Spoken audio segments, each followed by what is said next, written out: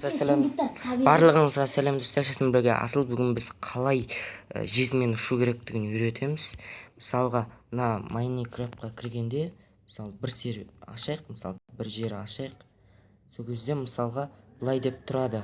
Енді қалай ұшу керек жезмен? Ол үшін сыртқа шығамыз да, мынаған кіреміз, Pocket Navy Editor'ға кіреміз, сосын My World'ға кіреміз. Сосын мынаны басып тұрамыз да, мына жаққа Allow деген басамыз, Allow деп тұрған басамыз. Мынау изменить деп ауыстыруға да болады креативқа. Сосын сыртқа шығамыз. Еркек қасыма кес сосын. Сосын Minecraftқа кіреміз. Майнкрафтқа кірген кезде, қуып отыр. Майнкрафтқа кірген кезде әлгі ашқан жеріміз шығады.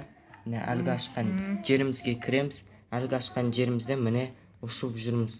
Енді бұл тым ыңғайлы болады, ұшып та түсіруге болады. Қош